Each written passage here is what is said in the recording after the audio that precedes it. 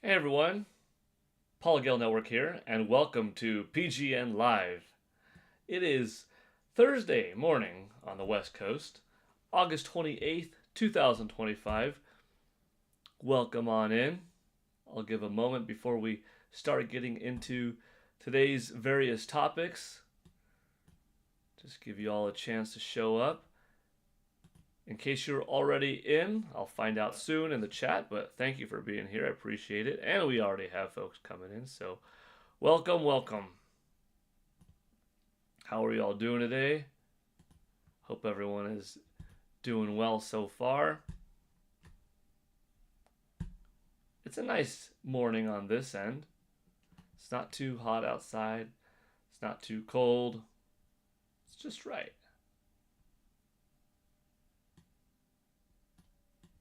Okay. We've got the chat box here. People showing up. Good, good. But I'll still give it a moment for more people to come in so we could get to some good gaming conversations. Because after all, it is Thursday morning, and that's one of the things that I wanted to do is that on Thursday mornings, go over the video game sales that come out of Japan. The weekly Famitsu sales charts. Now, I like Thursday morning to discuss video game sales because that's when it's hot off the press, you know? That's when we get the data and it's just fresh. But a lot of people are at work or in school or something like that. So perhaps at 4 p.m. Pacific time, I'll be back on in more likely than not a bigger live stream to go over these sales. Robbie Reigns 1, hi, welcome. Good to see you here. We'll have a fun talk today. I'm just giving a moment for more people to show up. And probably tonight I will be back because that is the more popular time, 4 p.m. Pacific. And I get it. By that time, most people are off of work if you're on the West Coast. If you're in the Central, you're looking at 6 p.m. Eastern, 7. Yeah, everyone's off of work. Right now is the probably least popular time to be streaming here in the United States. You know, even if you're in Hawaii, like, it's still too early to be off of work or anything. It's, you know, a few hours earlier than California. So you're in school right now or something like that. But by 4 p.m. Pacific time, we usually get quite a bit of people in here. Robbie Reigns 1. How's your day been so far? Pretty good, thank you. Let's see, what did I do today?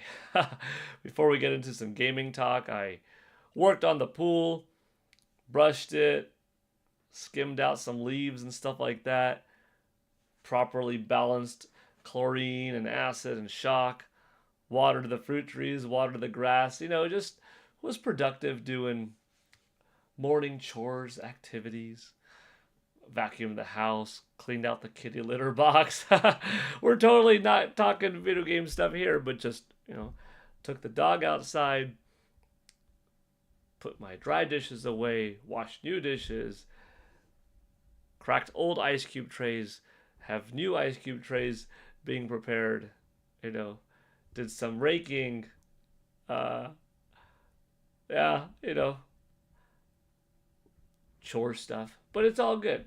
It's a part of it's part of life. I love that pool. Thank you, thank you. Yeah, I could see it from the window, which is pretty cool. I mean, I don't have to lean, but if I want to see Link, I've got to lean just a little bit in the Triforce.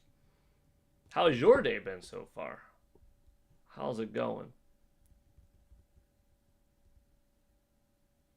As soon as I finish streaming, I plan on playing some Tony Hawk's Pro Skater 3 and 4.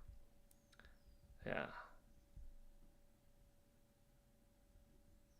Yeah. That sounds good. And then you know what? Something that I haven't done yet, which I've had the time, kind of, is stream Invincible season 3. I haven't watched it.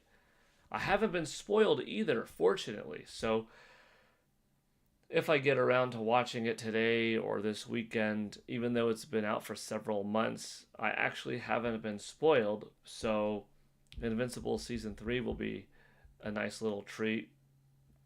My wife and I just finished watching the first half of Wednesday season 2. Oh, I've got Peacemaker season 2 episode 2 tonight. That should be fun. You should do a room tour. You know, maybe on the next vertical stream I will, because I do those once in a while. Or maybe I'll make it a horizontal stream if that's preferred, which I think it is. But just use my iPhone to do so, because then I could kind of easily go around with it and give a little tour of, like, what's over here? There's a big old Meta Ridley statue that you just can't see. Over here, there's a big old Ryu statue from Street Fighter. And then over there, there's a Master Sword and sheath for it. I've got some old school consoles. Well, not old school, just actually last generation consoles over there. And then there's other stuff over here. So there's some pretty cool stuff in the game room. Thanks for asking. You're welcome. Thank you for asking too. Your day's been pretty good so far. Pretty much just been looking in my messy attic for old NES games. Oh, that's kind of cool though. If you could be looking through a place where you are likely to find some old school treasures, then that's kind of neat. You love the stuff behind me? Yeah. Let's see. Right from where I could see, what is there? You can't see all of it, but I've got a Goku and Gohan poster, which is a pretty neat one. That's at their peak forms currently. Ultra Instinct and Beast. I've got this beautiful artwork from the Marvel vs. Capcom collection. I always thought that the Cyclops and Ryu handshake kind of thing was this iconic look, and then this is just the modern art take on it from the compilation that came out last year. Amiibo, Lego Bowser, Mario from Super Nintendo World, Mario on Yoshi from First Four Figures. If I duck down, you could see Hylian statue from First Four Figures. Also behind it is this cool hard plastic piece of art from Hyrule Warriors Age of Calamity. You've got Samus Aran statue from First Four Figures. A lot of FRF stuff, huh? Link on the King of Red Lions from First Four Figures. The last Foam Core Award from when Gale Network used to give out awards at E3 to different companies is right behind Link on the King of Red Lions. The reason why I held on to it, because that is the only award for that year's E3 that I could not give out. Because if I'm not mistaken, it was for Best Wii Game of E3 2012, and there were no Wii games on the show floor at E3 2012. So there was nothing to give that award to. So I held on to it, which in a way is kind of cool, because then that means I've got one of my own awards. All these other companies out there, they're the proud recipients of plenty of Foam Core awards, like from IGN and GameSpot, numerous sites from Gale Network. And yeah, they put them on display, and later on they do a press release of what they won, and it's pretty sweet stuff. But you don't see the award anymore. Well, here I got to keep one, and that's kind of nice. You lucked out and you found the Flintstones for NES. Awesome. That's pretty cool. That's pretty old school. That's like a 1989 release or something like that. Pokemon Fan 34. Hi there. Robbie Reigns 1. I see the Majora's Mask behind you. Yeah, let me see. Depending on which way I shift. Is it this way? Nope. You've got some Power Ranger stuff. My Ryu from Street Fighter 5 standing on top of my small Samus Aran from F4F. My book behind me, Lee's 6th Great Adventure.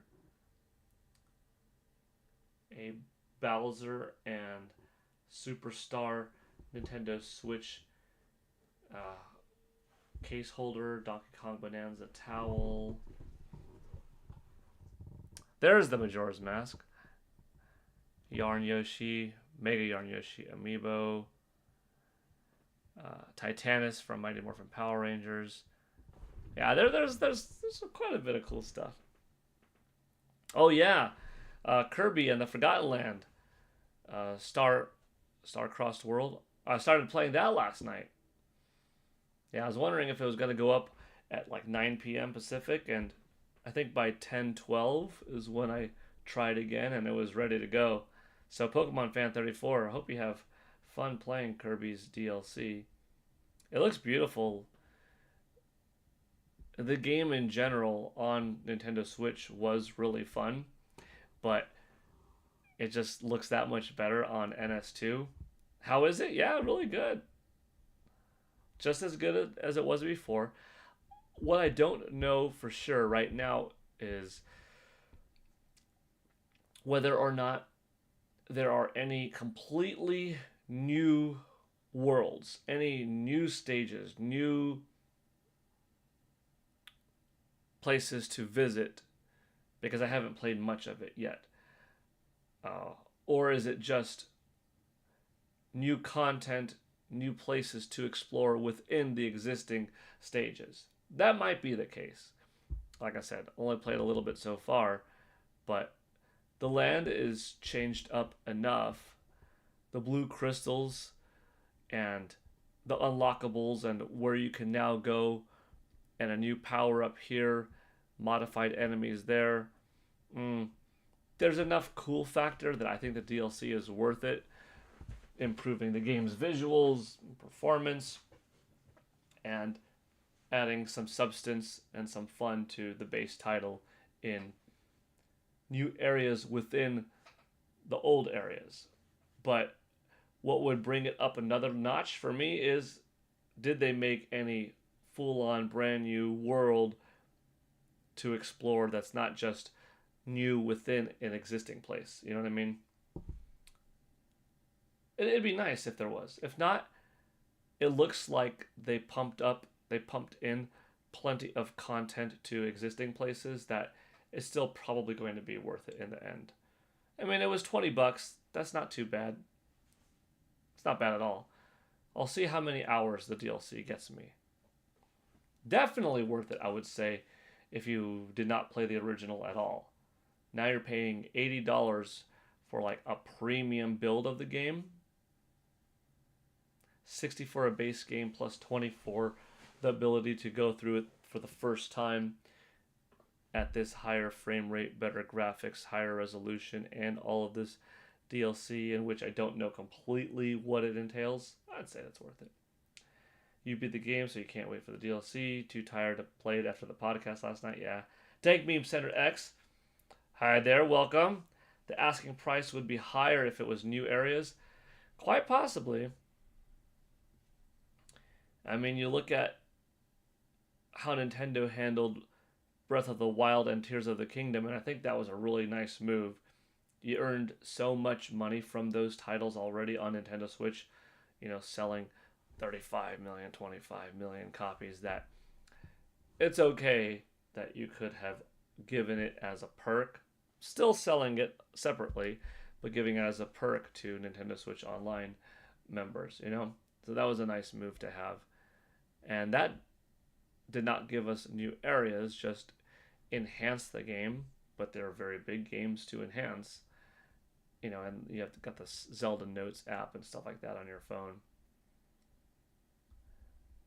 Technically, I guess there is one new area, not to spoil anything, but like the base place that you visit is new, but unless if something more happens later, there's not a whole lot to necessarily do once you're in this brand new area.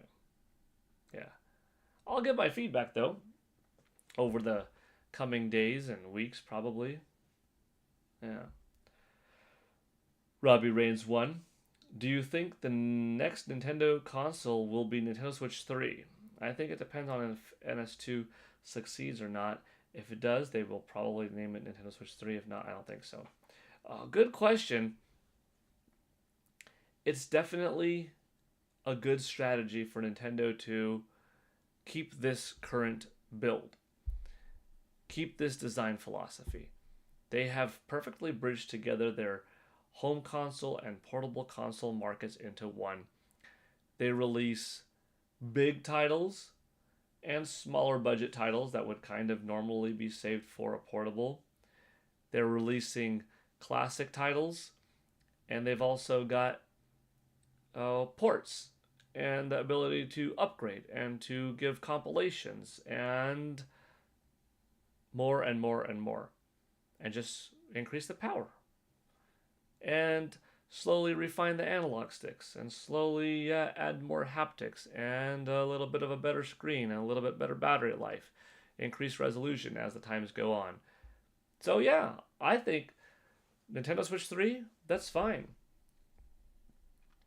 Will competition eventually do the same? Maybe, but maybe they will stick to a designated box and a designated portable, or a portable with another partner.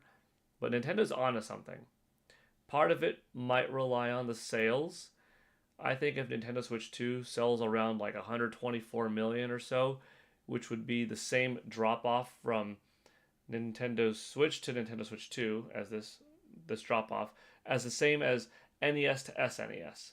As long as like a Nintendo Switch 3 wouldn't be another drop off like Super Nintendo to Nintendo 64 and would be more comparable, then I think you're fine. Because then that's another dip. Will Nintendo reinvent the wheel again? I think so. Like, I think there will eventually be holographic gaming, where you'll set up a little tower here, here, here, and here, 5 feet apart, equidistant, making it a square. It'll be a little bit of a pillar with some light shining, pop, pop, pop, pop. You'll have a white tarp that you put down. Maybe it'll cinch up like this. And I'm talking a little bit futuristic-y, but the first games that will play on that will be kind of like a Super Mario 64 sandbox sort of experience. And it'll be 3D models in front of you, projected by light in every which way, and you will be able to see it from this perspective. And you could turn the camera angle around and see it, or you could literally walk around this square hub in your room, living room, whatever setup, and you'll be able to see Mario from this side, from that side, and play and navigate. And with fighting games, you'll see it as such. And in first-person shooters, you'll be around corners and stuff like that. And I could see something like that happening farther into the future. I don't think that would be called Nintendo Switch 6. You know what I mean? I think at that point, it's its own designated machine once technology gets that far. But until there's this big paradigm shift and we have the next entry point in tech that puts it beyond TV, Nintendo might as well stick to Nintendo Switch 3, 4, etc.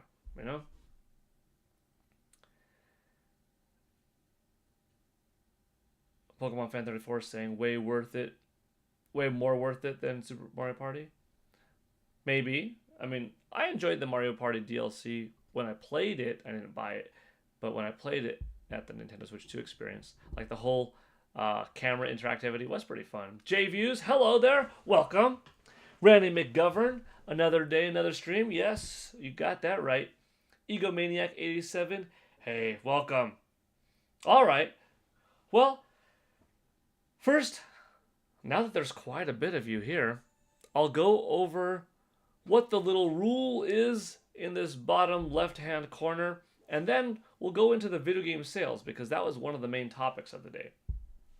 If you're new watching, then this news is for you for the first time. Oh yeah, Mega Halucha.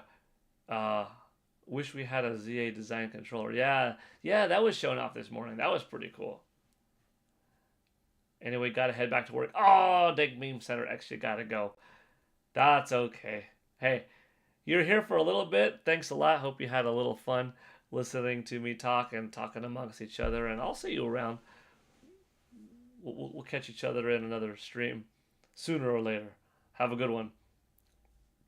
But for those that are new to the stream, in this bottom left-hand corner, I'll read it off. Every Nintendo $64 in Super Chats / subs equals a $10 eShop gift card given to the chat.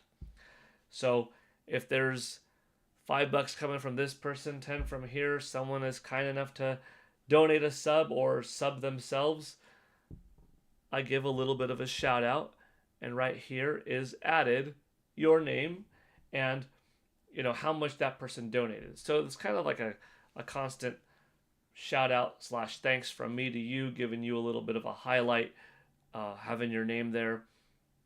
And that total slowly builds up to $64. Once 64 is hit, I go to GameStop.com, I type in $10 eShop card, I buy one right then and there. I ask the chat, everybody who is interested in participating, hit the number 1 button and push enter.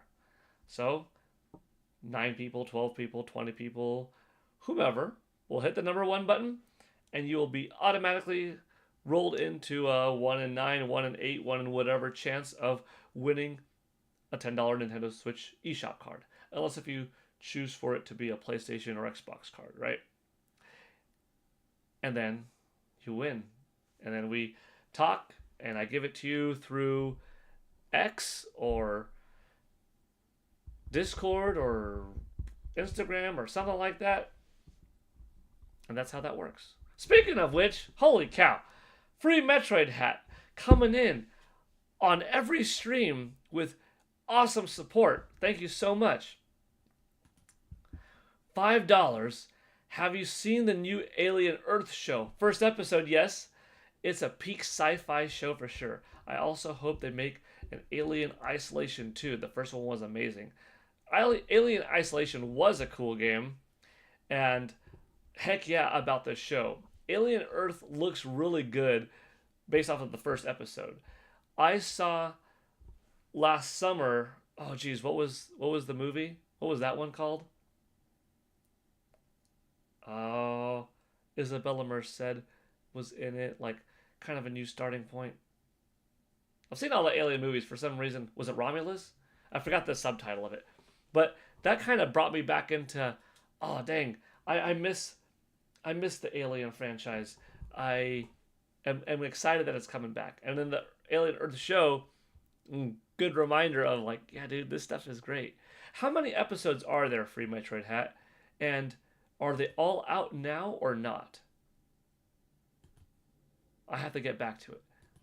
My wife and I, like I said, we only watched the first episode, but it was good. Okay, we put Free Metroid Hat right here. Boom, boom, boom.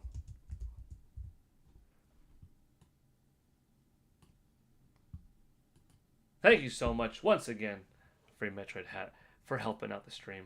I appreciate it. Big time. Alright.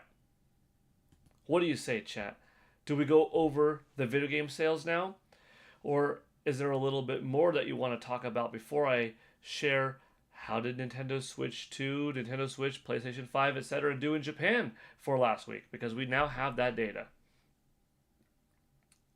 Free Metroid Hat answering. The first 4 are out now, and there will be 8 total. Okay, cool. So it's kind of like a Wednesday split, where Wednesday they released 4. Okay, cool. So I only have 3 more to go. Oh, dang it. And here at the beginning of the stream, I was like, I've got some time today. Maybe I'll catch up on Invincible because I have yet to watch any of season 3. I haven't been spoiled, but I haven't started it yet. So maybe I could do that because I have some free time. Maybe, well, definitely, uh, season 2, Peacemaker season 2, episode 2. You know. Oh man, J Views with a $10 super chat. Cheers, Paul. You excited for Borderlands 4? 2 more weeks. Yes. You know, I've played a little bit of the Borderlands series over the years, but I never got super into one. But I have a really good friend, Eric. Shoutouts, Eric. I don't know if you're watching right now because you're at work. But my friend Eric, he's a big Borderlands fan, and he has a Nintendo Switch too. And I'm like, you know what? If there's an entry point that I'm going to like deep dive a lot into, it might as well be Borderlands 4. It's coming out in a couple of weeks. If I'm not mistaken, there's cross-platform play. I have the opportunity to buy it on Nintendo Switch 2, PlayStation 5, or Xbox Series X. The only feature that the NS2 version is missing is couch split screen versus mode. But the likelihood of, I don't know, my wife's son or daughter playing with me on the couch, this game in particular, it's more of a me game than a them game. I don't think I'll be missing that feature too much. It still would be nice if it was in it, but yeah, I might have to pick up Borderlands 4. Are you looking forward to it? I'm guessing you are, JViews. What platform are you picking it up on? And based off of your decision on what platform, is it a rule? Is it a deal breaker like for the Nintendo Switch 2 version to be coming out a couple weeks later than the others, and for it to have technically a little bit of content less? You know, let me know. But thank you once again, like I said, for the super chat. That's really cool. I'm grateful. And I'll put you right here in this setup. And just like that, we are now $15 towards the goal, which I'll put that right here too. Let's see.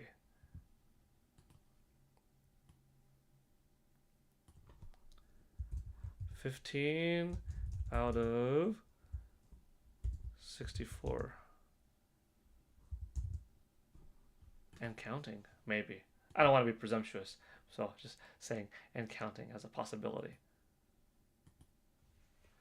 And see, just like that, thanks to JViews and Free Metroid Hat, for the rest of the folks watching in chat, we are $15 on our way to $64 total.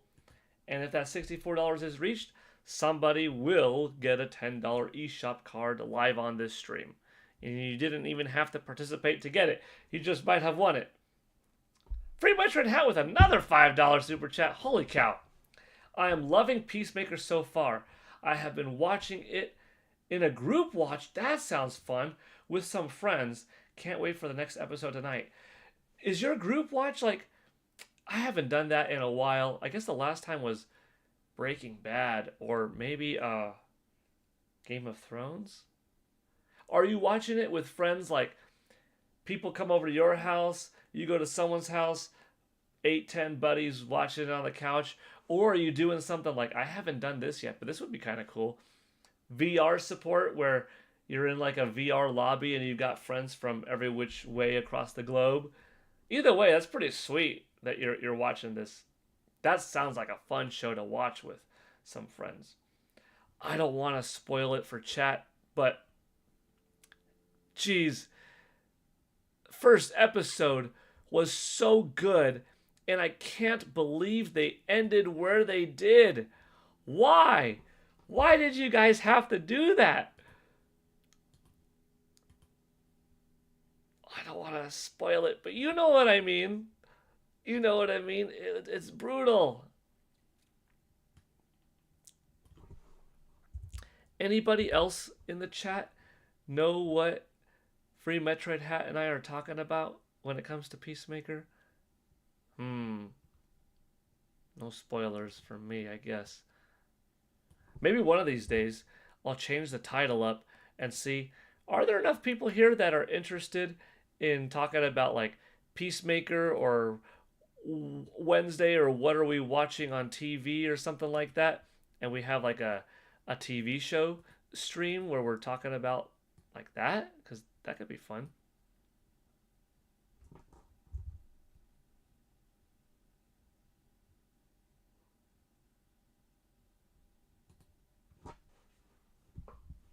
Free Metroid Hat.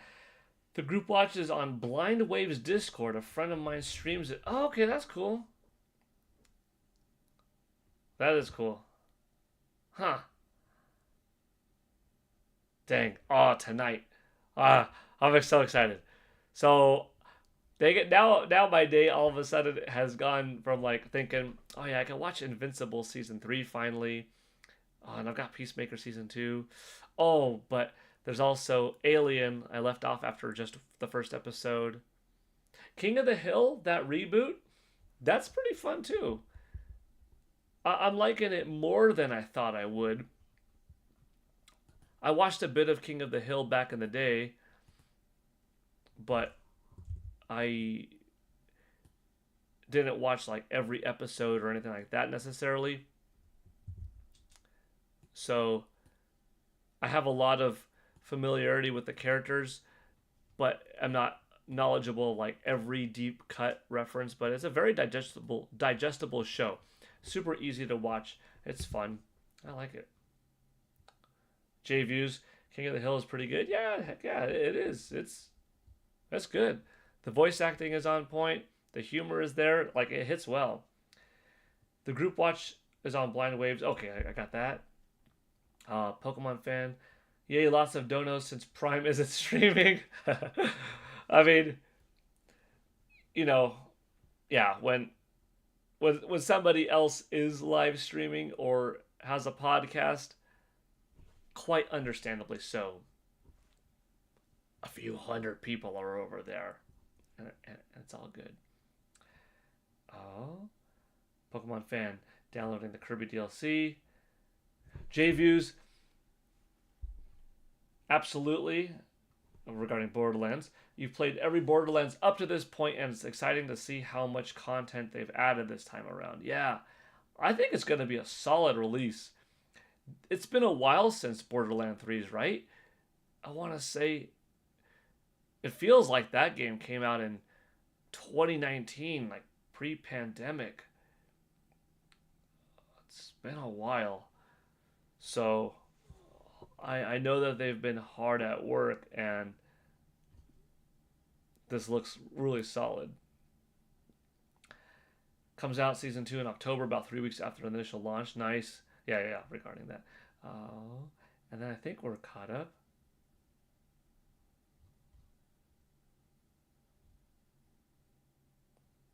Pokemon Fan 34, where's my girl? Peach is out there. She's always close enough by. Invincible season 3 was amazing as well. So many great fights in that show. Oh, that's so good to do. So good to hear. Thank you. Free Pokemon hat. Oh, dang it. Well, I'm not going to cut the stream short just to go watch it, but I think that's the first thing I'm going to do because my wife's not really that interested in Invincible. We watch almost everything else together, though, so that's fun. But that one, I'm like, I can watch on my own time, you know? Whereas Alien, Peacemaker, we'll watch together. Yeah, almost 6 years, J-Views. Yeah, dang, that's good. Make the fans wait, jeez. Okay. Now I think I could get into the sales because I was just about to, and then we got a super chat, so I had to address the super chat. And thank you again, J-Views and Free Metroid Hat, for both doing $10 each, and we're 20 out of our 64 total. All right. Well, hold on. You mentioned Nate, and ironically, Nate just texted.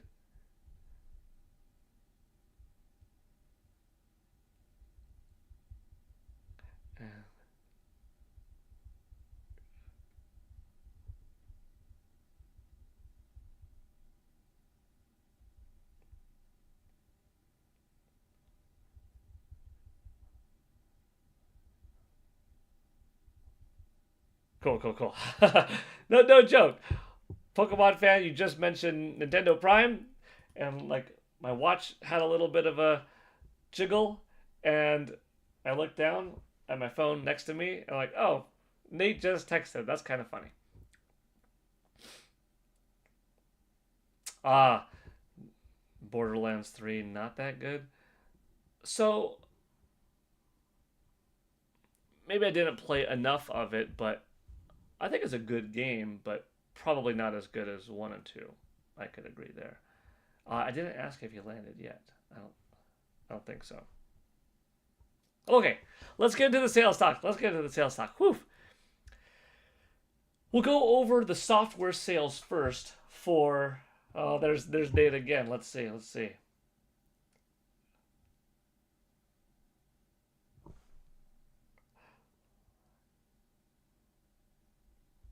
Sorry.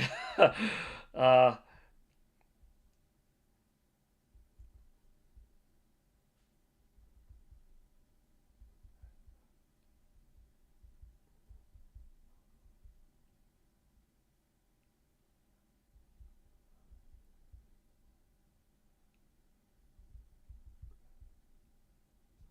okay.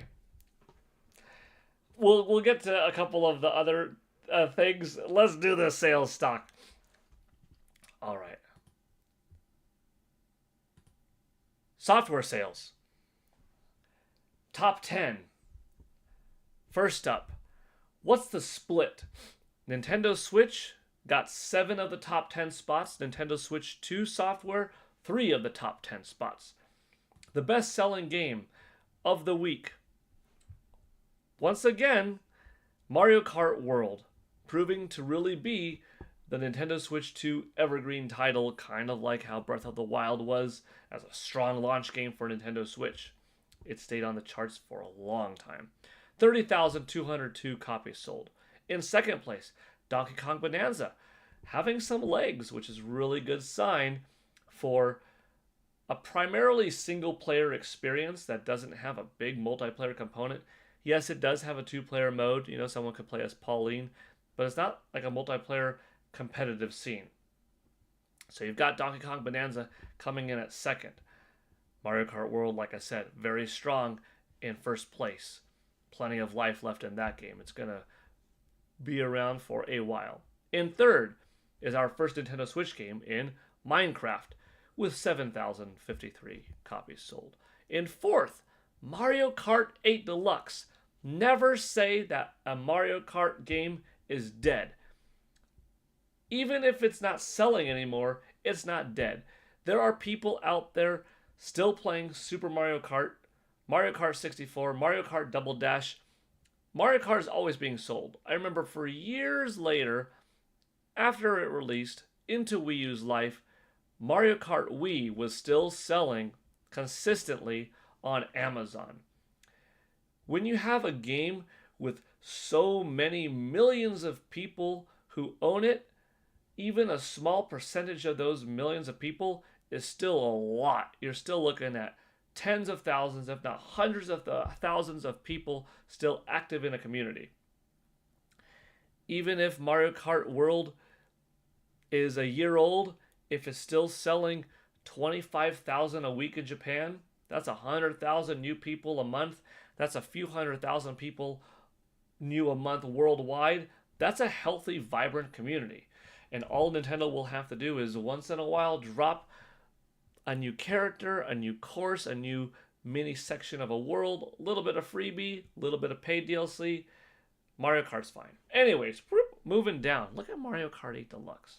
Fourth place for a game that is so old at this point, with 5,823 copies sold. Animal Crossing New Horizons, another evergreen title, coming in at fifth with 4,222 units sold. Nintendo Switch Sports at sixth with 3,845 copies.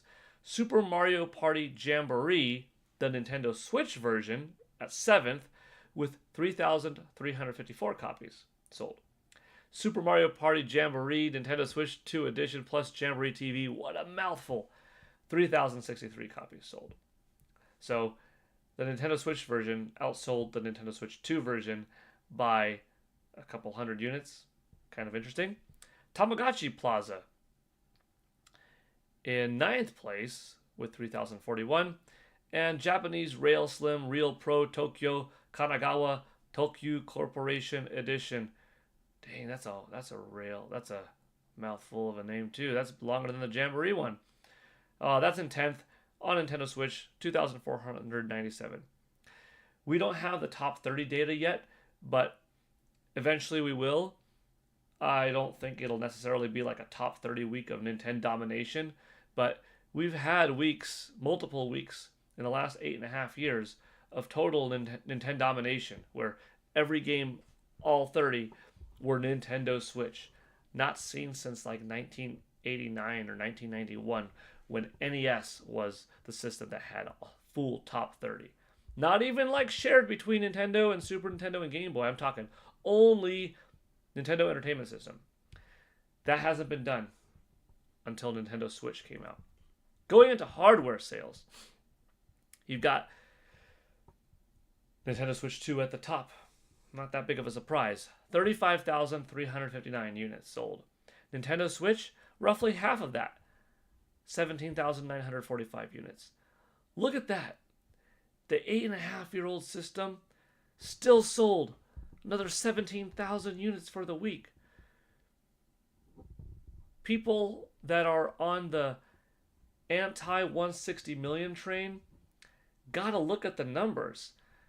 The only way Nintendo doesn't hit 160, I think, is when they, or if they, well, if they / when they, if they do so prematurely, halt Nintendo Switch manufacturing. If they decide to open up the rails by closing down Nintendo Switch development and putting the effort into cranking out more Nintendo Switch 2 units, then I could see it. Otherwise, dude, you sell 15,000 a week, that's 60,000 a month in one territory, that's a couple 100,000 a month in the world, that's several 100,000 a year. And you do that for a while, and it's going to be more than several 100,000 for the first year. You know, in this first year that we're living in now, that Nintendo Switch 2 is out, you're still going to see Nintendo Switch top 1 million, and then it's slowly going to go down. 850,000, 700,000, 612,000, etc. And by that point, you're so close to 160, you'll hit 160 by July-ish or so of 2027. Anyways, 35,000 Nintendo Switch 2, 17,000 Nintendo Switch, 6,428 for PlayStation 5. The system that's not even 5 years old, 4.5 years old, 6,000? Wow, what a drop from Nintendo Switch. And then Xbox Series at 287. Not even a blip in the radar, really. And there is your software and hardware sales for the week, going from August 18th through August 24th. Pretty impressive.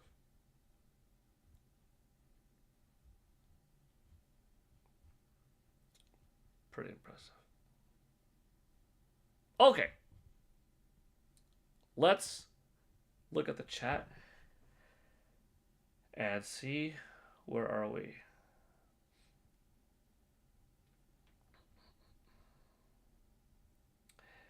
I don't know if Nate landed yet.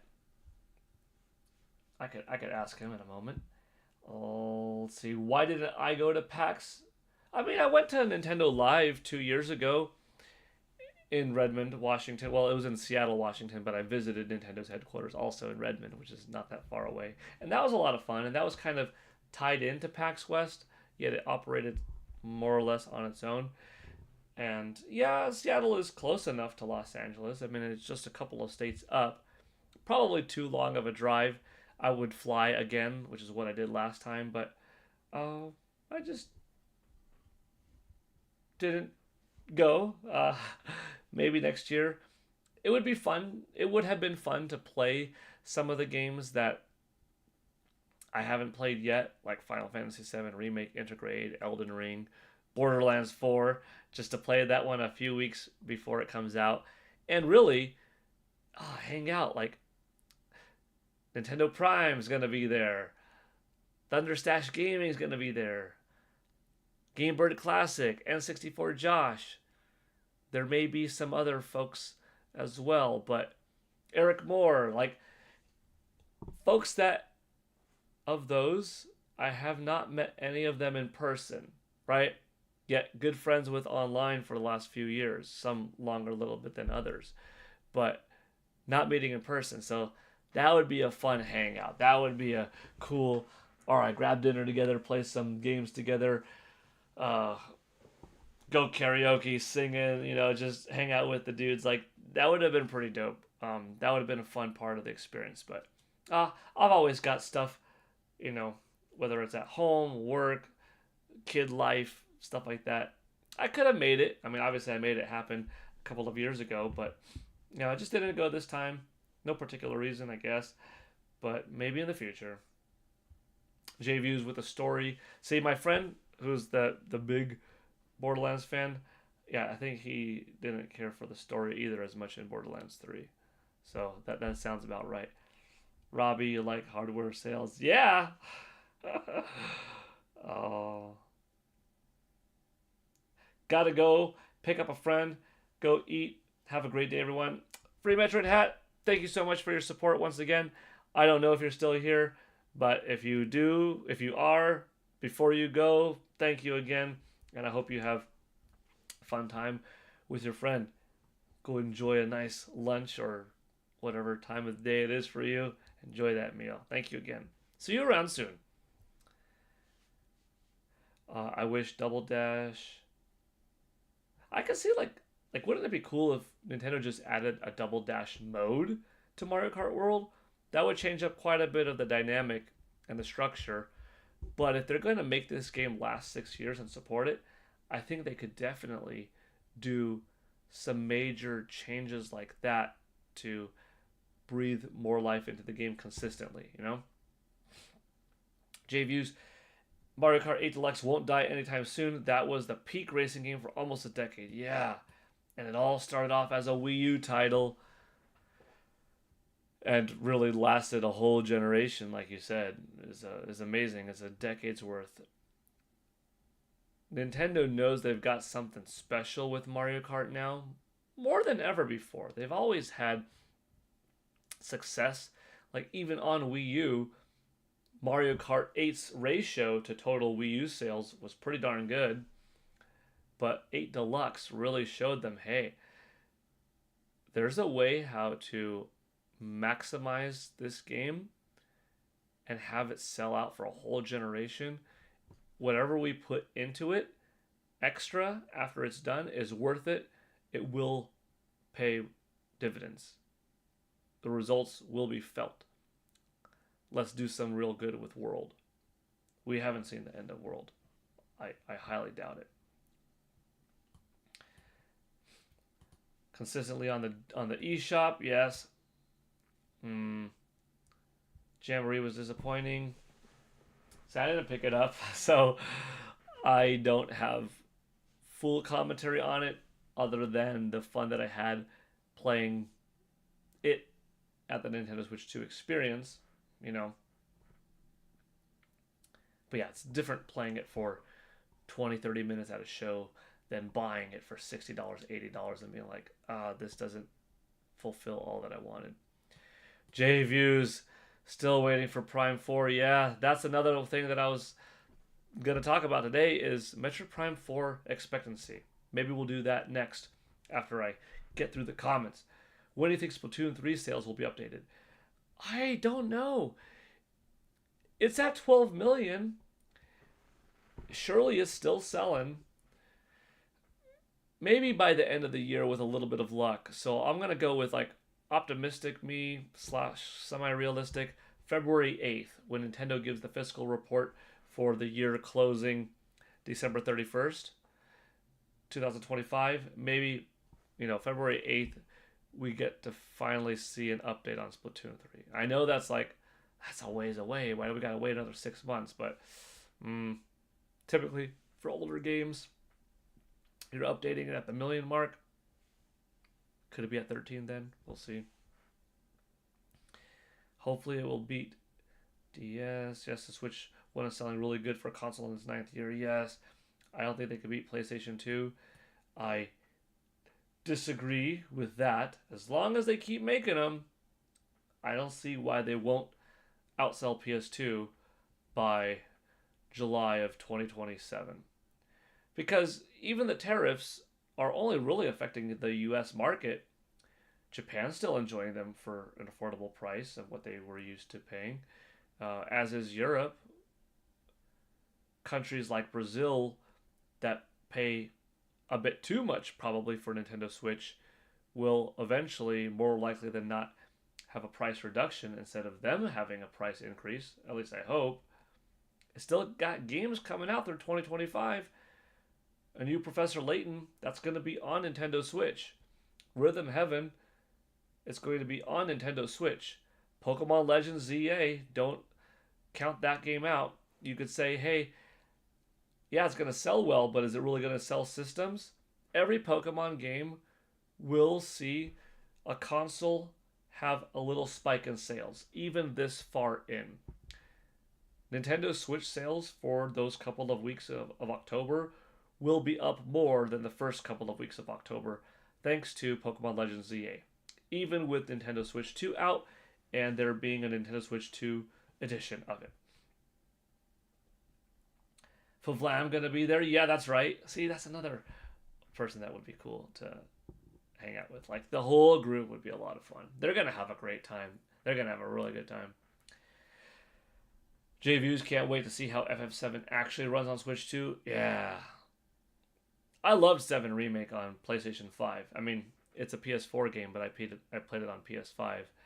And it's such a good game.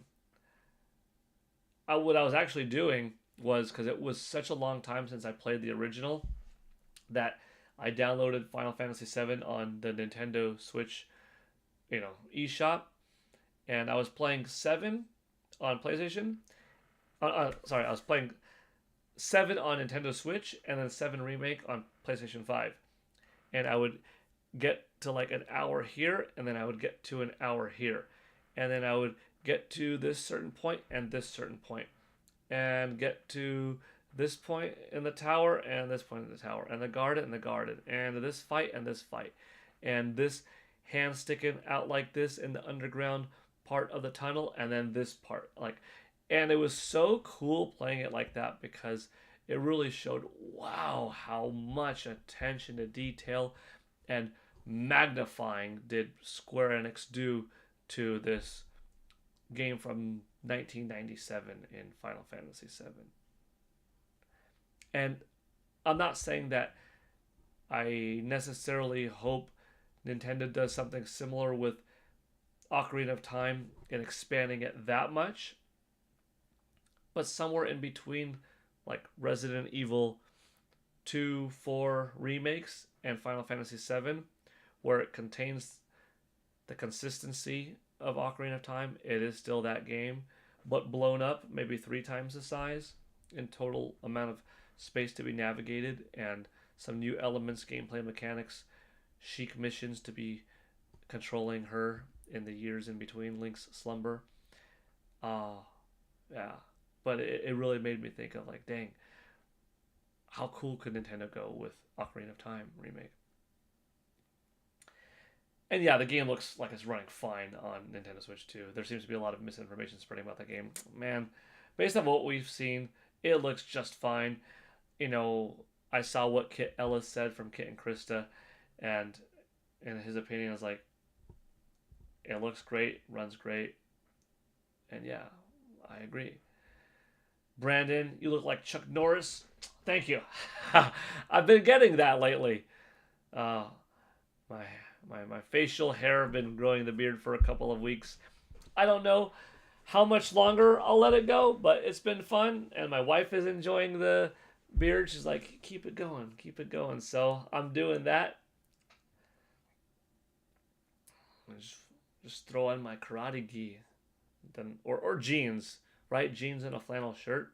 I guess I could go with a gi or jeans and the flannel shirt, and then look more like Chuck Norris. JViews, Wii U deserves its flowers. It was a fun system. I won't knock Wii U. I had 4.5 years of positive memories and good experiences, and even though it had droughts, at the end of the day, I was always playing something on it. It was always being used in the time that I had it. So yeah, I don't knock Wii U. It was fun. James SP, hey Paul. Hey James, welcome. J Views. It brought life to a bunch of good games. Only reason I didn't get one at the time is because my Wii was still running perfectly. LOL.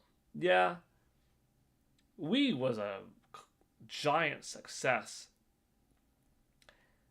I oftentimes wonder what would have happened if Wii U was as powerful as it was, but only had a Wii U Pro controller. They never had the Wii U gamepad as a thing, but it came out November 2010 instead of November 2012. So now, 4 years into Wii's life, its successor came out. And the important thing there is now the Wii U would be the most powerful console of the era for a full 3 years until PlayStation 4 and Xbox One came out. And it probably would have cost around the same because that tech earlier would have made it cost more, but without the gamepad, that would have made it cost less. And maybe that price is that 300 or 350, or maybe just a happy point in the middle, 330. You're looking at a powerful, capable machine that's still only a little bit more capable overall than Xbox 360 and PlayStation 3, but it's showing some backwards compatibility elements on Wii. Maybe the ability to run stuff a little bit better if they put some effort into that. Maybe it would start getting stuff like Street Fighter 4 and Tomb Raider and Grand Theft Auto 4 and Mortal Kombat versus DC Universe, the Tomb Raider trilogy, Final Fantasy 13 if I didn't say that one already, Assassin's Creed. Like a lot of those games that we missed maybe would have come to Wii U. And for 3 years, it's doing fine. Xbox One, PlayStation 4 are coming out. Okay, that's the start of next gen. And then eventually Nintendo Switch is a thing based off of how well does this hypothetical 2010 Wii U do. And we see Nintendo Switch come out November 2026 or November 2016, right? Because Nintendo's plans have all shifted. And then you have this November 2016 Nintendo Switch versus this PlayStation 4 and this Xbox One that are 3 years younger than it, and the Nintendo Switch carries on the way it did.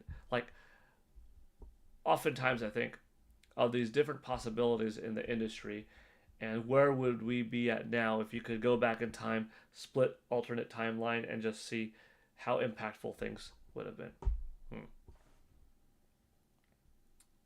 Huddy. Welcome, Huddy. For me, the only thing I'm focused on is Silk Song. Can't wait to be completely absorbed. Oh, you're going to get it. Yeah, that's coming soon. David Patterson, good afternoon. And James SP, morning. Oh yeah, I saw your hey Paul earlier. And hey once again. David Patterson, hello James, and hey Pokemon Fan 34. Okay, talking to each other. And good afternoon to you too. Yes. Huddy. Monster Hunter 3U on Wii U was incredible. Favorite game on the platform. I remember that. Monster Hunter 3U. That was a good release. Yeah, Wii U was fun. I enjoyed Super Mario 3D World quite a bit. My wife and I played that early into our marriage and had a terrific time, as we did Donkey Kong Country Tropical Freeze and Splatoon. 3 bangers that we just played so much of. That was the birth of Mario Maker. Super Mario Maker, really fun. Bayonetta 2, terrific game. Xenoblade Chronicles X, awesome. Super Smash Bros. For Wii U, loved it. Mario Kart 8, great game. Injustice. Super fun. Though, at the time I bought it, I didn't know that the Wii U version of Injustice would end up not getting all of like the DLC characters that came later on, unfortunately, you know. Star Fox Zero. Flawed in some ways, but really fun at the end of the day. Liked it a lot. Nintendo Land. Super fun game, and that came out at launch. New Super Mario Bros. Wii U. Probably the least strong of the new series. I think they went one Mario 2D U entry too long. You know, it was fine. It was a good rebirth of the franchise and its 2D origins, paying respect to that back on Wii. And, you know, having a few more entries since, all right. But that Wii U one might have been one too many. Then they had the Luigi Celebration, Yoshi's Woolly World, another great one, Monster Hunter 3U, Devil's Third in a way, you know, some fun there. Like, no, I played Wii U quite a bit all gen long. But nothing beats Nintendo Switch in my opinion. Nintendo Switch is on another level of just how good of a system it is. Nintendo really managing well their output of new games, ports. I mean, and some of those ports are Wii U titles, you know. Pokken Tournament, for instance, another one. Yeah. All right. Next topic, potentially, is Metroid Prime. Are you all as excited for Metroid Prime 4 Beyond as me? Because I think that this game is on the verge of a big announcement. Whether that is a sudden drop on X, a designated Metroid Prime 4 Direct announced on this day that it's going to happen on this day, or having a really good showing in the grand Nintendo Direct, which we all think is going to happen sometime between like September 3rd and September 17th, you know? I think it's time. They've milked the development for as long as they could. They've milked the secrecy and the radio silence for as long as they could. They showed the game off and had it playable in person back in April when I played it, and recently at Gamescom, and up in Canada at the recent game event. It's time. And it's not getting delayed to 2026. I think it wouldn't look good for Nintendo to delay it now, because that means they would have known. Like, if it's a May delay, sorry everybody, but here's the date. May 12th, 2026. That wouldn't look that good on them, because up until a few weeks ago, they're still saying releasing 2025. May is too far away from December that you would have known. It's like, hey, folks in Texas at Retro Studios, hey, we're working hard every day here. Ooh, we need like 5 more months. Ooh, that's not like, hey, we're working at the end.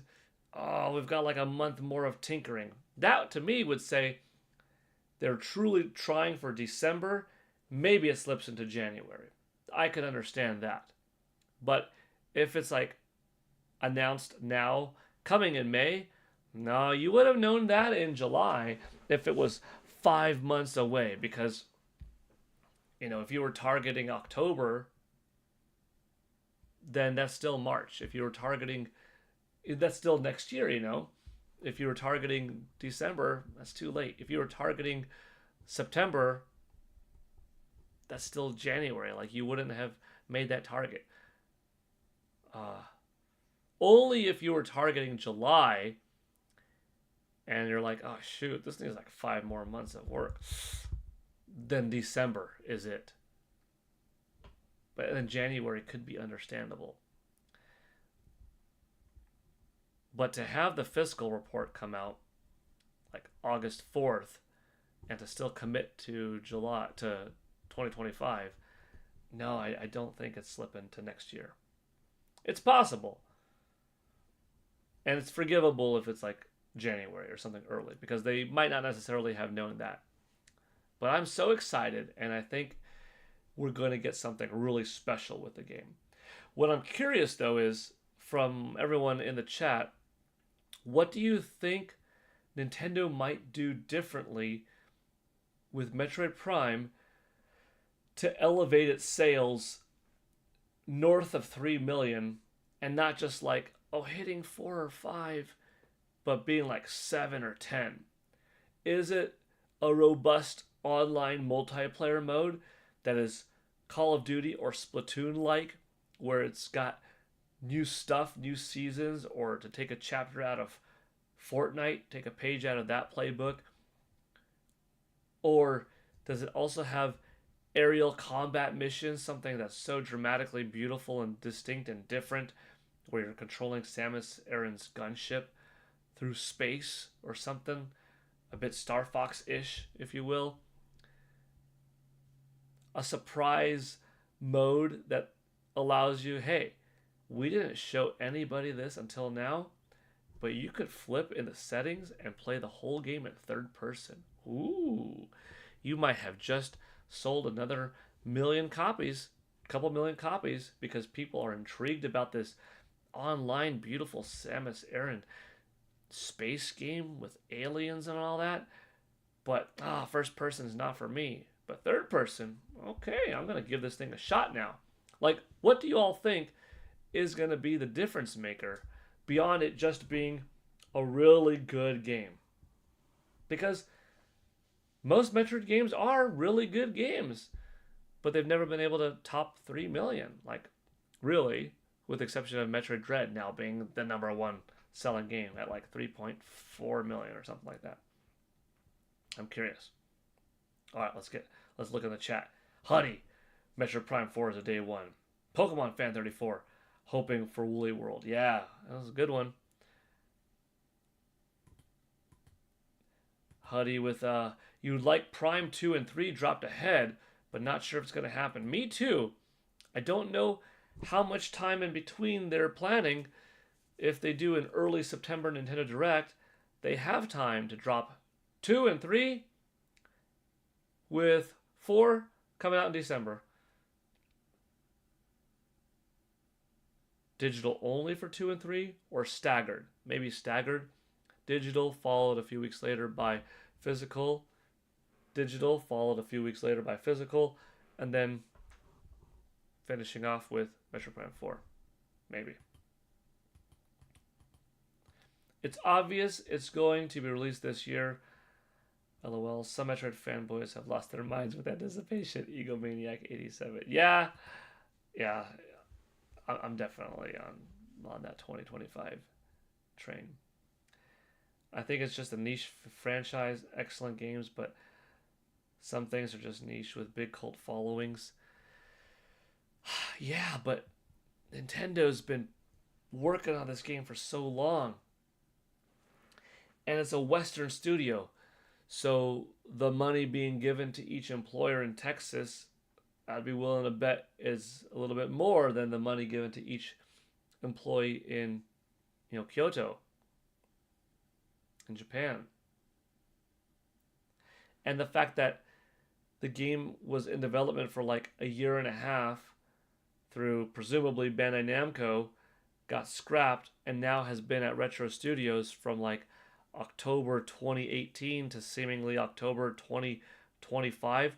That's 7 years of development from a Western studio of yours, which is a Nintendo studio. And we saw them pulling from all sorts of different third parties, top quality people with a lot of experience in different things. Surely Nintendo doesn't want this thing to be like 3.5 million. Yeah, we're happy. Good job, everyone. I don't think they think, hey, this could be 35 million like Zelda. Hey, this could be 27 million like Mario Odyssey. I don't think they're thinking like, hey, this could be, like another 15 million thing like Luigi's Mansion. But surely they want this to be a 7-10 million seller, right? I wonder what their thought is of this game. And sometimes I'm pretty good at figuring out, I think that this is their target goal for sales. But I don't know if this title has anything other than what's going for it being a AAA, high quality, amazing Metroid game. So I keep thinking it's got to have something else to justify this much time for it to sell. Unless if it's so, maybe, I mean, this is also a possibility. Unless if it's just so freaking unbelievably good, where it looks beautiful. It's so fun. It's raved about. It's got the best graphics, best performance of the year. It is tiptoe rivaling on every level, from 4K resolution and 60 frames per second to 1080p resolution and 120 frames per second. Any equivalent Call of Duty, Halo, whatever you throw on it, God of War, Ragnarok, etc., on PlayStation 5 or Xbox Series X. Its art is through the roof. The boss battles, the music, the voice acting, everything is so top notch. No space flight, no extra ship stuff, no versus mode, no third person surprise mode. You could control Samus Aran from a third person camera perspective. It's just so much of a masterpiece of a game and so talked about that is what they're counting on, which also has me really excited at the possibility, and that's why it's a 7 million, 10 million game. Maybe. Whew, that got me pumped up. That got me pumped up. I don't know about you. That's exciting. Huddy, I think the big selling point will be that it's on Switch 1 and Switch 2, and the distinct change will be the presentation level with the graphics, the voice acting, and hopefully the most in-depth storytelling. Yeah, to be fair, it being a nice, big, attractive selling, or a nice, big, attractive looking Nintendo Switch 2 game, but also being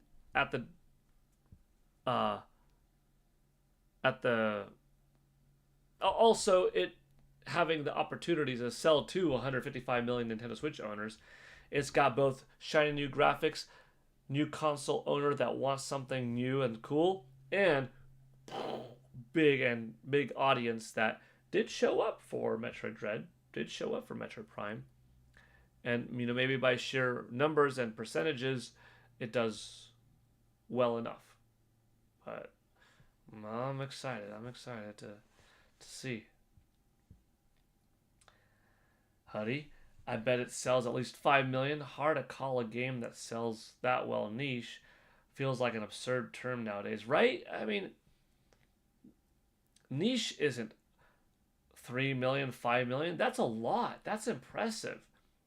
But I think there's like Nintendo niche, which is if Nintendo released a new Punch-Out game, a series with a lot of history, going back into the 80s with Mike Tyson's Punch-Out, Super Punch-Out on SNES, Punch-Out in the arcade, Punch-Out on Wii, been dormant though, Little Mac, holding his own, being in the last couple of Super Smash Bros. Games. But here you got this new Punch-Out in 2027 coming out on Nintendo Switch 2, and it sells 1.8 million. There's a lot of developers out there that would be super happy if their game sold 1.8 million, and then maybe eventually after some sale it clears too. Like, that's pretty dope. But that would be like niche sales, niche genre, a quasi-fighting game that's really just you versus the computer. Maybe a multiplayer mode of some sort, one-on-one, Boom Mini, I hope that you came in before the total tail end of the Metroid talk, because we went off on Metroid and it was an awesome discussion. I mean, you can always rewind a little bit, but welcome to being here live. Egomaniac87, yeah, I would say Metroid Prime is a niche franchise for Nintendo franchises. Yeah, And it really could it really could stand as another pillar for Nintendo, and it might this gen, depending on how well Metroid Prime 4 Beyond does. Because I want Nintendo to strengthen its pillars, and they've got a lot now. They've got more than any before. Coming off of last generation, they have their best-selling 3D Mario, their best-selling 3D Zelda, possibly their best-selling 2D Zelda if Echoes of Wisdom is the top now. I'm not 100% on that. Their best-selling Luigi's Mansion, Mario Kart, Animal Crossing, Smash Brothers. Second best-selling Pokemon ever. Second and third, in fact. That's impressive to have. My goodness. You've got so many strong pillars going forward. Xenoblade, Fire Emblem. You could experiment with stuff like ARMS and Labo and not need everything to be a 5 million seller, 10 million seller.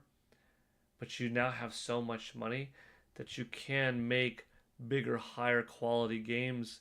And really, Nintendo is in this position where they have so much opportunity to do so much good and play however they want to play. They could have their developers not rush and spend 6-7 years making a big game with a $150 million budget and say, take your time because we're in a good position. We could always get Shiver or somebody to help a third party that we want out, or port something from our old library from Nintendo GameCube, like a remastered version of Eternal Darkness. They've got so much, you know? Also, niche doesn't necessarily mean small. Correct. It doesn't necessarily mean small in sales. It could be small in fan base. It could be small in popularity or what is talked about or perceived by the masses as cool, you know? Since the stream just went up in new viewers and now even more likes, thank you all for liking, by the way. We've got new viewers popping in and more likes. I will, since there are just new people here right now, talk a little bit about this thing in the corner real quick. Every Nintendo $64 worth in super chats that come this way during the stream, which also includes anything spent on subs, whether it's for you or gifted subs, will equal instantly a $10 eShop card given right back to chat. I will go to GameStop.com, buy a $10 card, get the code, and unless if you choose for having it on Xbox or PlayStation or Steam or something like that, you'll get a $10 eShop card. I'll have everybody that wants to participate type number 1 in the chat, and you'll be one of 19, one of 20, one of 10 people, however many there are in the moment, that wish to be in the Rolodex of random selection, and you'll get a $10 eShop card. So just dropping that because I noticed, hey, there's a bump in people watching, and all of a sudden a bump in people who hit that like button. So that means there's different folks here now than there were earlier. That being said, we have been streaming for a little over an hour. We did get to go over our sales data in Japan. Boo Mini, since you're here, I'll catch you up real quick. Number 1 best-selling console of Japan for last week, Nintendo Switch 2 with 35,000. In second place, half of that, Nintendo Switch with 17,000. In third, PlayStation 5 with 6,000. And in fourth, Xbox Series with 287. In software, the split was 7 Nintendo Switch games, 3 Nintendo Switch 2 games. The top 5 best-selling games went Mario Kart World, Donkey Kong Bonanza, Minecraft, Mario Kart 8 Deluxe, Animal Crossing New Horizons. 6 through 10 went Nintendo Switch Sports, Mario Party Jamboree on Switch, Mario Party Jamboree on Switch 2, Tamagotchi Life, Japanese Rail Sim. And there you have it. That's a little bit of a quicker version than what I did earlier, but you're here now, and I don't want you to be left out on one of the topics that we had. The other topic being Metroid. So we went over sales, we went over Metroid, and we talked a little bit about what we're looking forward to, like Borderlands 4, which is coming out soon.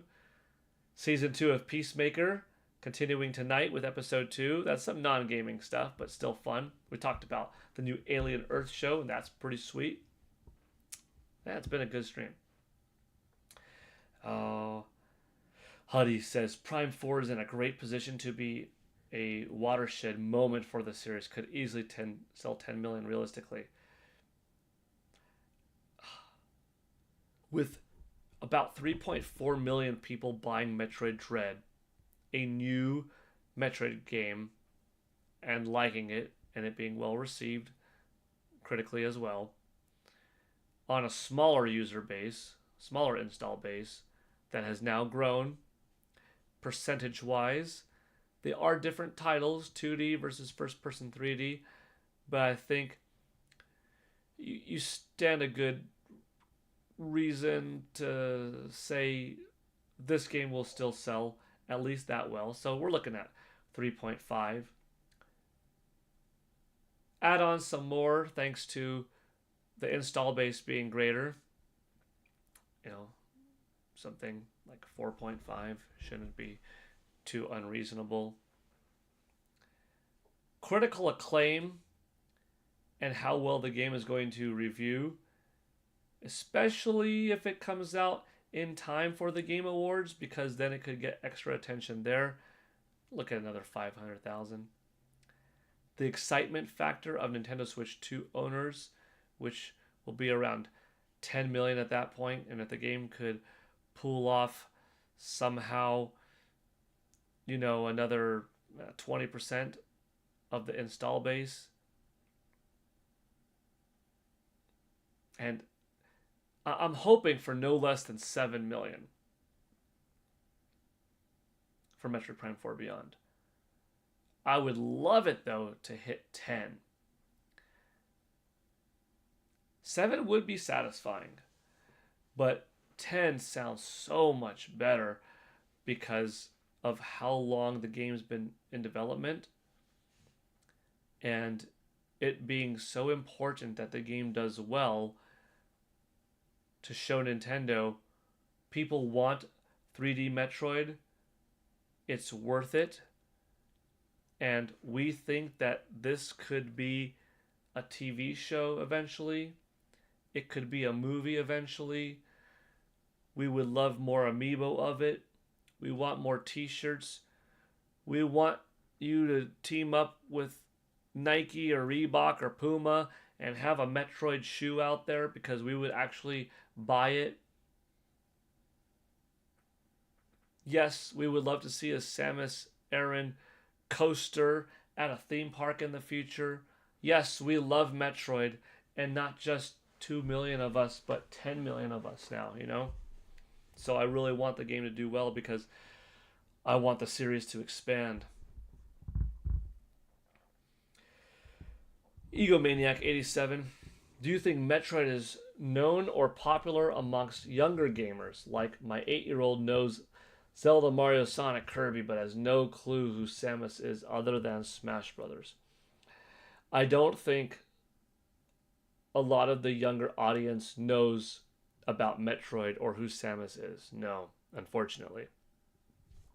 Samus Aran isn't a character that, you walk into Hot Topic and you see Metroid shirts always around, or, you go into Target and then there's just easily available some Samus Aran, Ridley, Silux toys or figurines. There's not an active comic book series or a cartoon show. The games come out far enough in between one another that it's not something that's talked about long enough, early enough in life these days to then be looking forward to it really much so in 3 years from now. Samus Aran isn't someone that you see on a kid's toothpaste or youth clothing unless if you're shopping specifically on Etsy or looking online for that kind of stuff. I got my wife, my baby daughter, and my toddler son several years ago, and myself, a series of Metroid shirts. They were so cool. My wife and daughter had a matching one, in which my daughter's was a onesie because she was so little. My son had a cool one, Screw Attack logo, and I had the one that, if you watched my short from a couple of days ago for Metroid Prime 3 Corruption on the channel, that was the shirt I got from that. It wasn't Etsy. It was something else. Maybe it was TeePublic? But yeah, you don't have Samus Aran in Fortnite, though at one time it looks like we almost did. But would kids and teens like Metroid? I think so. I think that if they could get over the barrier of it being 2D and just that not being the main thing that they've been grown up with for the last 12, 13 years, for the most part, right? Now that there's not a kid out there who's 12 who hasn't played Hollow Knight, but Hollow Knight also came out, 7 years ago. So were they playing Hollow Knight at 5? No. Are they probably playing Roblox or Fortnite or Call of Duty now or Mario Kart or something like that now? More likely than not. But my 10-year-old son went with me on my second day to the Nintendo Switch 2 experience in LA, and he really liked Metroid Prime 4 Beyond. He's like, I want this. I hope we're getting this. Can we get this? And he already knew about Metroid, but thanks to me, not from friends at school playing it. I introduced him to Samus Aran. Here's the amiibo. He obviously sees this big old statue here and a smaller one in the living room. He's seen me do unboxings. He was there with me and my daughter as well when we played, when I carved out my Metroid Dread pumpkin for Halloween. My daughter once in a while will say, I love you, Daddy, more than you love Metroid Dread. And that's kind of a joke because when Metroid Dread came out, I was raving about that game so much 4 years ago. I was like, I love this game. Oh, I love it. And then stuck with her like, I love you more than you love Metroid Dread. I'm like, whoa, that's a lot of love there. So my kids know about it, but different in a different way than that native implementation that Nintendo would like to see, in schools, amongst teens, etc. If this game's got that sauce, though, if it's got that cool factor, a little bit of edge, and even though I don't need it to have multiplayer, if it has a really sweet multiplayer mode that attracts a certain audience, that is a way for it to sell to a different demographic. Egomaniac 87, I could see anywhere from 5 to 10 million for sure. We will have to see the full reveal. Yes, indeed. Huddy, Metroid has always felt more like a more adult-focused IP, but Smash Bros. Exposes it. It's very Alien-esque. And Pokemon fan. Well, yeah. Super Smash Bros. Has been excellent for that. It's a good way to expose other franchises. Mario Kart could be a good way of doing that. I think if Nintendo goes some wild direction with the next 3D Mario game and calls it like Super Mario Universe, and you see Mario dipping in and out of different universes and platforming alongside or helping out in his way different characters like Link in Hyrule, Fox McCloud, and an Arwing in outer space.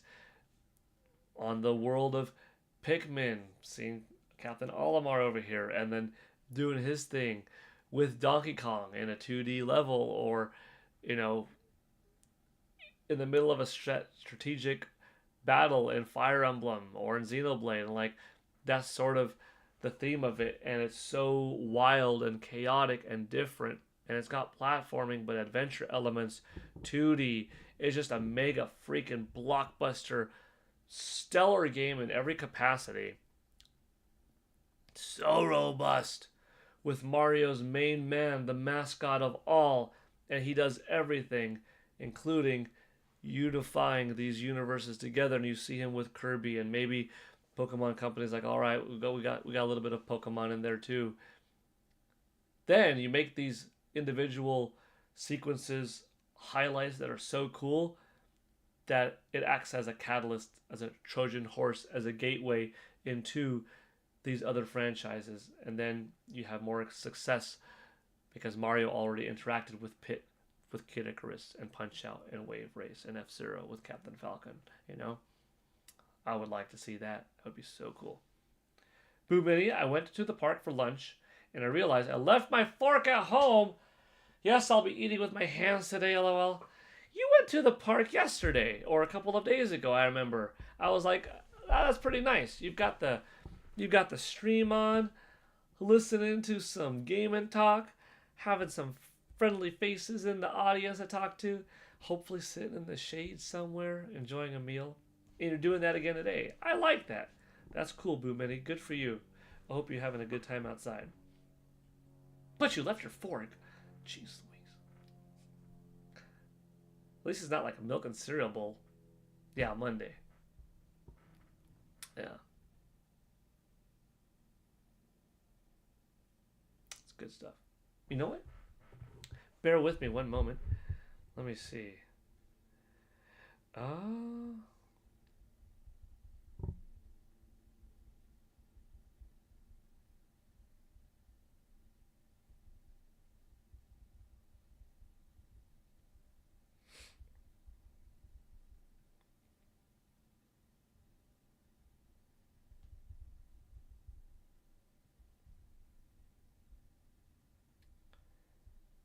Okay.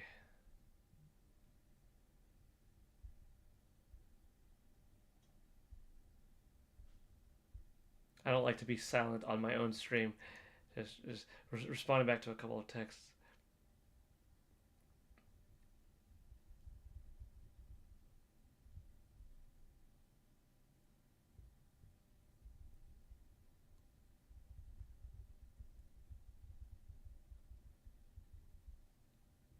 Cool. Okay, okay. Squash, avocado, sauerkraut, and a hard-boiled egg. Squash? Squash could be prepared pretty nicely. Avocado's good. Sauerkraut, that's good. That's good. And a hard-boiled egg. Give me some hot sauce. Hard-boiled egg with hot sauce. I have silent reflux, LPR, so I eat super healthy and try to improve my posture while eating. Hey, eat super healthy. Do some light exercising. It's a good way to go, Boo Mini. Joycey J. Hey, Paul. Hey, chat. Hey, Joycey J. Good to see you in here. I don't know how much longer we're going to go. I mean, the chat has been awesome today. We've had a steady amount of viewers. We've had some fantastic discussions regarding Metroid, thoughts, hopes, expectancies, why we think it's gonna be dropped pretty soon, like a new trailer deep dive, release date incoming. We talked about the sales this morning that came out of Japan, the Nintendo domination in full effect, both hardware and software.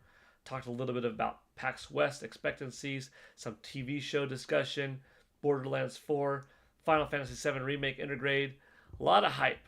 It's been a good stream. We obviously have our counter in the bottom corner. We're at $20 towards the Nintendo $64 goal. If it doesn't get hit, well, I'm grateful for the $20.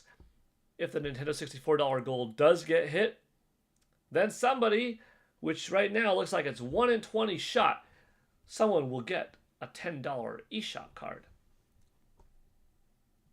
So I caught you up kind of quickly, Joycey J.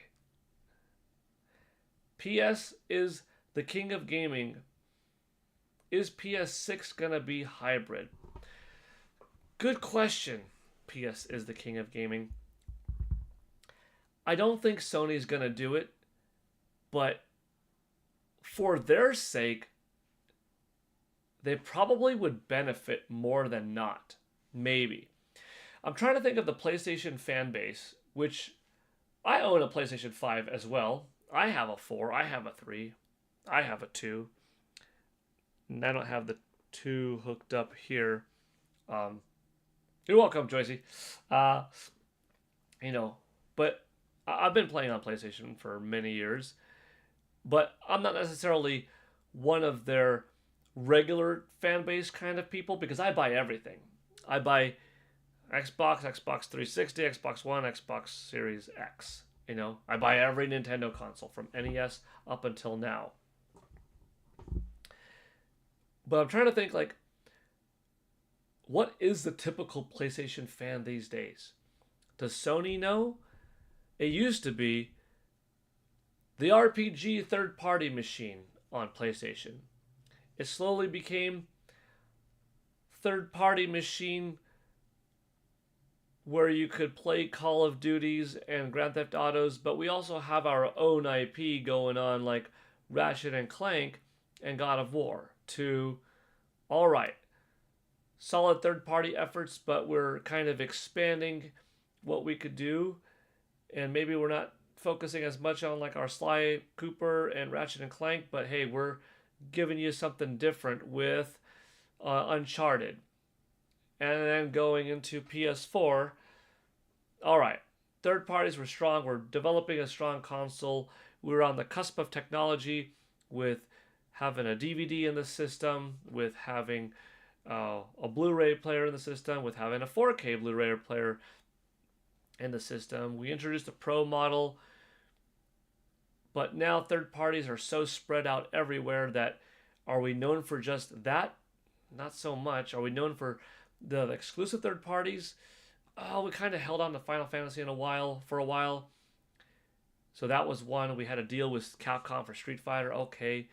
But we sort of let go some of our IP that people loved, like Uncharted, but in place of The Last of Us. So they're still doing things, but releasing something new, right? With Ghost of Tsushima and getting a strong one over here from, the Spider-Man world, and then going into PS5. All right, we've got the mascot game. Third parties are now even more spread out. Square Enix isn't going to be only on us anymore for that key Final Fantasy. Street Fighter's everywhere. Mortal Kombat's everywhere. There are plenty of ways to play. What lasted for a couple of gens being a better visual fidelity place to enjoy titles than elsewhere in some cases now is having a gap being lowered. Once very strong in Japan, PlayStation 2 has started to dip to PlayStation 3, 4, 5. Costs going up. Law of diminishing returns being a thing. Ratchet and Clank still being around, but unique stuff like PlayStation All-Stars Battle Royale, not so much. Where's the new Twisted Metal? How come we don't pump up SOCOM or Killzone? You still touch on Gran Turismo, but what is the PlayStation brand now? Why get a PlayStation instead of Xbox or Nintendo for Madden or for Sonic the Hedgehog or for FIFA, Call of Duty, WWE, right? More so, you're showing that a lot of the internal first parties are going on PC, on Steam, a year later, and that kind of thing. So, is it totally worth it to buy into the PlayStation ecosystem if what you want out of it being exclusive ends up eventually going somewhere else? What is the main PlayStation fan these days? And with it being a little bit of a variety of things, does the PS fan want cutting edge again in PS6? I would say yes, but I'd also be willing to bet there's a good amount of PlayStation 5 owners that are like, I've had this system for 4.5 years. I don't think I've been playing it as much as I did PS4 or PS3 because where have the exclusives been? They're coming out less frequently because game development is going up because the graphics are going up. So could the graphics go up by not as much, perhaps, to then get development teams and sizes and stuff like that to match that level of intensity to have more games come out? One way in doing so would be you focus a little bit less on raw power and spend more time on games and not necessarily studio acquisitions, just different types of games, smaller budgets, bigger budgets, and you release a hybrid system that's strong enough that, yeah, you're taking a page out of Nintendo's book, but can be docked. And then does Xbox do that with their next Xbox machine? Or does it become all of a sudden the only console that has a designated box underneath your entertainment center and, like a ROG Ally Xbox hybrid type of deal? I don't know. But I don't think Sony's going to go the hybrid route, but I think they should if they wanted it to be the best seller. But I'm not 100% confident in that statement because maybe more of the PlayStation fan base is just like, yep, just sign me up for a PS6. I don't care about all the exclusives. I don't care about your partnership with a variety of third-party Japanese companies. Having my new Madden, having my new FIFA, my new WWE, my new Call of Duty, that's mostly what I want. Yeah, I'll play a God of War. I'll play something that comes out of Naughty Dog. That's cool. A Sonic or an occasional Crash racing game for a little bit of nostalgia. Yeah, that's all I need. An Astrobot, that's fun. God of War, yeah, that's cool. And good enough for me. I want to play it looking better. And I just need those dozen titles to come out in which those dozen become like 17 or 22 if you're buying yearly Maddens or yearly NBAs. And maybe that's a good portion of the PS audience. Make sure I get my, Grand Theft Auto. Yeah, I'll do a Gran Turismo once in a while. And that's it. And if that's the PlayStation fan base, but they're going to show up by the 90 to 110 million every generation, then there's not a whole lot of incentive necessarily for Sony to, buck the trend and not just do another big, powerful box for PS6. They may run into a point eventually, though, where, video game development gets so expensive that the games start coming out further and further apart, fewer releases, that what are you going to do now? Rely on third parties, but third parties are experiencing the same output constraints? I don't know. It's going to be interesting. Hopefully that answered the question. PS is the king of gaming, because we don't exactly know. Xbox ROG Ally is hybrid, so why don't PS do the same? A different prerogative. Sony has liked for a while being at like the bleeding edge of technology, touting themselves as the most powerful system or up there with it. PlayStation wasn't as powerful as Nintendo 64. It did have CDs that could hold more data, but the system wasn't as strong. PlayStation 2 was not as strong as Nintendo GameCube or the Xbox. PlayStation 3, however, was a big power level increase over Wii and was kind of toe-to-toe with Xbox 360. PS4, thanks to Xbox One going with the mandatory Connect 2, actually was able to output better graphics because its resources didn't have to also go to the Connect 2. And then PS5, you've got it trading blows with Xbox Series X.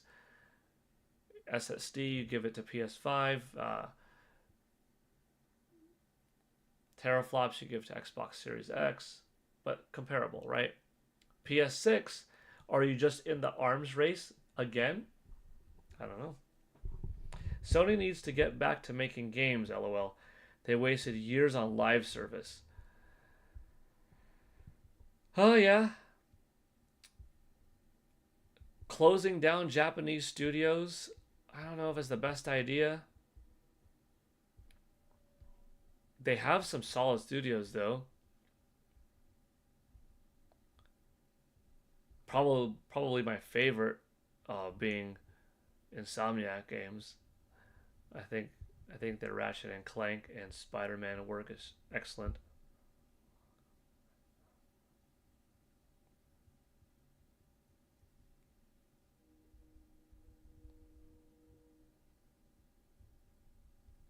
Hmm.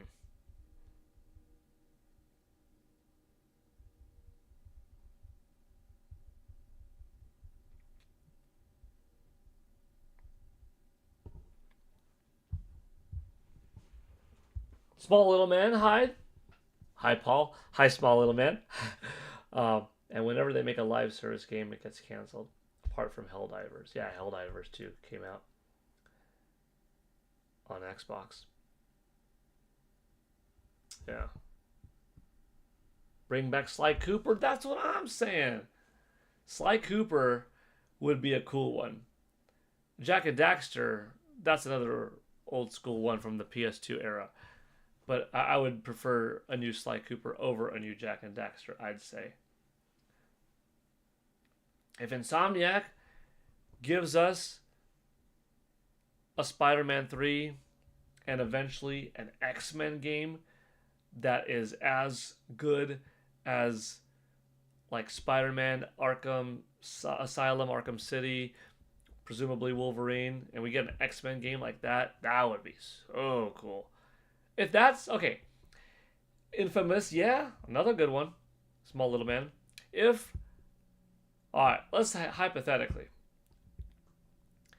despite probably the PlayStation 5 being capable of doing so, if they decided to make X-Men on PS6 and decided, you know what, only PS6.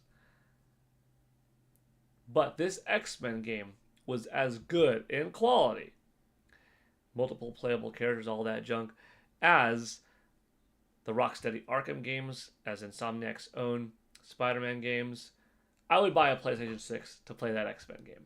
There are some games that I would just buy a console for and then enjoy the rest of the generation also. Boo Mini, what is your favorite video game franchise? For me, it's a three-way tie, but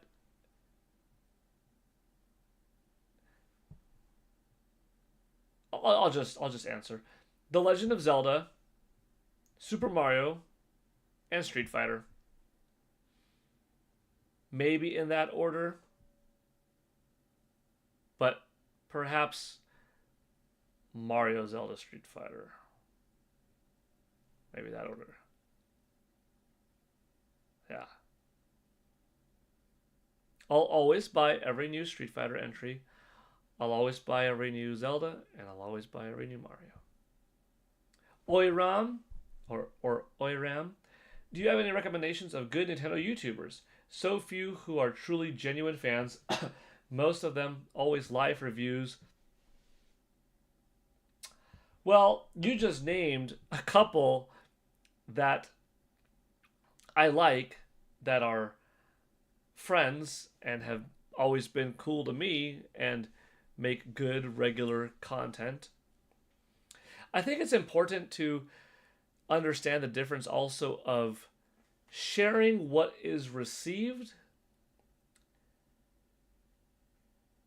So being the bearer of the news, and also providing opinions on something, then like the difference of those things and lying. If you receive news, a tip, a rumor, someone sent you something, and you're doing a little bit of a research to be like, okay, does this thing hold any weight, or is it just a total nothing burger, right? And he didn't do full-on investigative journalistic reporting on it or investigating on it, sleuthing around, asking multiple sources. You just got something kind of cool and you decided, let me look into it a little bit. You know what? It's really cool. I'm going to share it. Call it a rumor of a direct, of a game, or whatever. And if it ends up being not true, that doesn't mean you're lying. It means you reported inaccurate information, but that you did say was a rumor from a source that you were tipped off. So I don't think it's fair to penalize someone if they're clearly saying, hey, I got this rumor, I heard of this, blah, blah, blah, let's go. That's not lying. That's unfortunately having inaccurate information, but that you labeled as a rumor. If you are speculating, like, oh, I think Metroid Prime 4's got to have multiplayer. Oh, I think that Street Fighter 6, its next wave of DLC, they're going to throw Sakura in the game and we're going to see her for the first time in years and she's going to have like a traditional gi outfit and then her classic one and her super's going to be this really neat fireball and bring Dan out to help her and like it's going to be wild. And if that's not true, if that doesn't come to fruition, it's also not that you're lying, it's just you were clearly saying, I think this will happen. I hope this happens. It would be cool that happens. And if it doesn't, once again, not fair in my opinion to be criticized for it. You were just hyped. Right? So I don't know if that helps answer your question, but that's my opinion on like folks online, myself included, that like to share news and talk about sales data and that kind of thing. I like Nintendo Prime. He's a good friend. Nate is awesome. I like Player Essence. I like OJ. He's a good friend. Zach from Switch Force. We haven't met in person, but by all accounts, as far as I'm concerned, he's cool. We've had several conversations before, both publicly and via DM. Woods beat him up, but we've also communicated several times. And yes, in his case, he did lie for an experiment regarding the Nintendo Direct and voiced his reasoning for it afterwards and even debated himself whether or not it was a good idea or not, but did it and apologized, but overall gives out quite a bit of entertainment, Mike Odyssey, Mike reports on Nintendo News. Andres Restart reports on Nintendo News. N64 Josh, Thunderstash Gaming.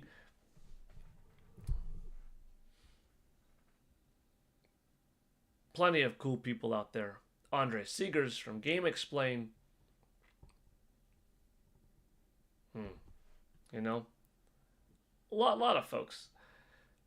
Most of us are reporting on the same news we hear, and some specialize a little bit in sales or numbers or data, some in RPGs, some in fun live streams or a combination thereof. But yeah, it's all the same news and just circulating a little bit differently. RGT, Sean, RGT85, he's cool, we're good. John from Spawnwave also giving news. We've interacted a couple of times. He's cool. I think everyone's good. I think everyone's fun. You just have to see. Do you like Attack the Backlog? Do you like N64 Josh? Do you like Game Bird Classic? Who do you like? Do you like John Sandman? Kind of different content there, but also someone neat. IRL friend.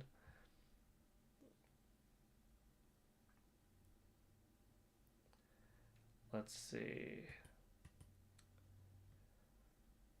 Riku XE G Bar 18. Loving the beard look. Thank you. It's getting there. It's getting there. Small little man. Did you buy Mario's Missing for the Super Nintendo? If not, you're a fake Mario fan. I rented Mario is Missing. Back in the day, there was a video rental store half a mile from my mom and dad's house. I rented Mario's Missing, but I do not own it.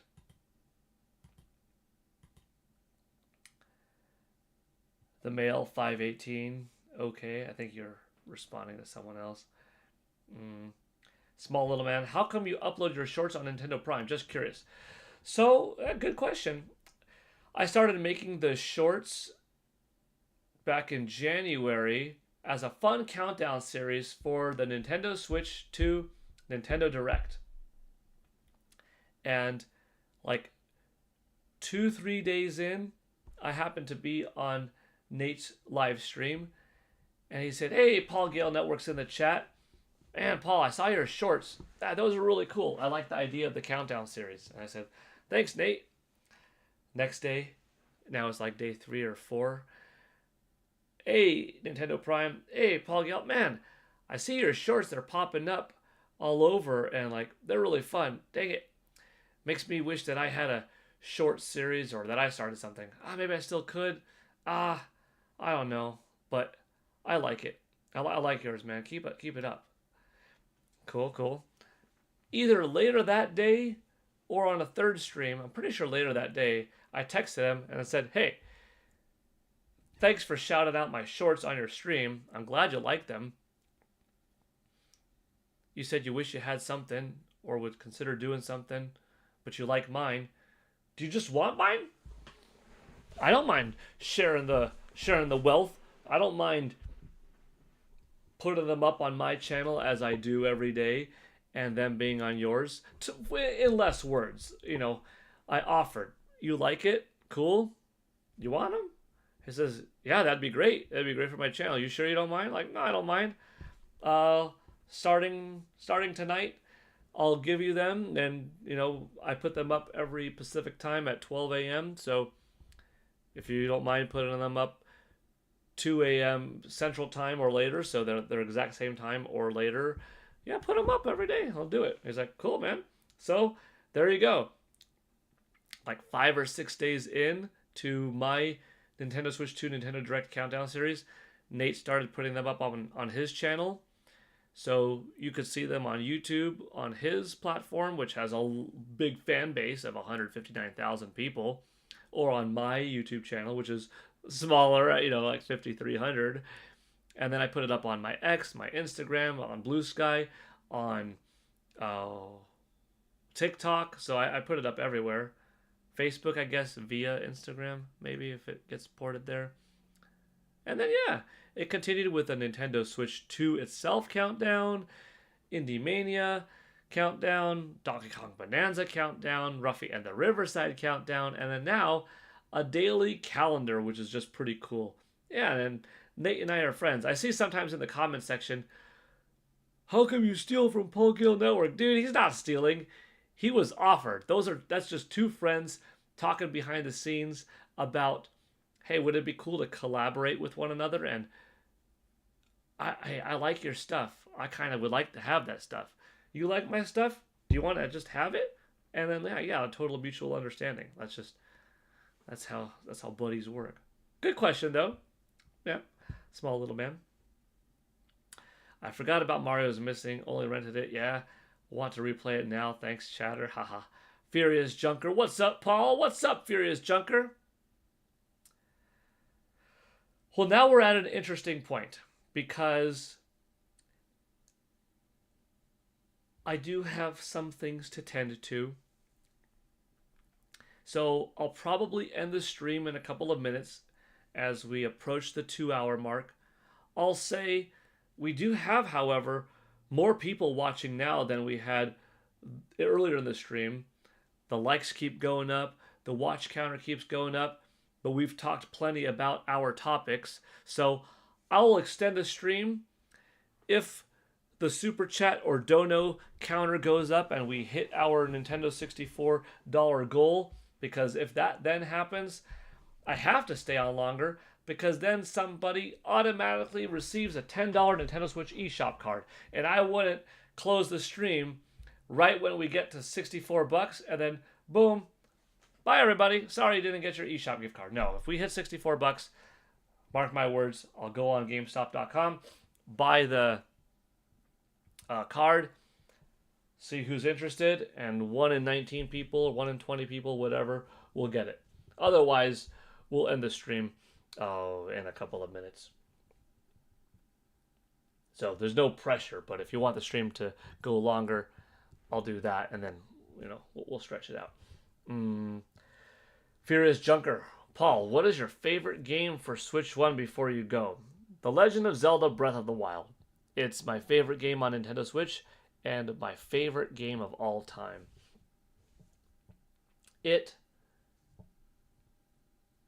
Small Little Man? Yeah. Can people outside of the US even redeem them? Yeah. I mean, it's going to be a $10 Nintendo Switch eShop card purchased from GameStop. So, if I'm not mistaken, as long as you have a Nintendo eShop account access on your Nintendo Switch or Nintendo Switch 2, that you could scratch off the code. Well, it won't be scratch off. It'll be a digital code that I, give. As long as you could redeem a US GameStop eShop card wherever you are at, whether you're tied into that eShop or something like that. Yeah. So I believe so. Yeah, you could redeem it. But yeah, Breath of the Wild.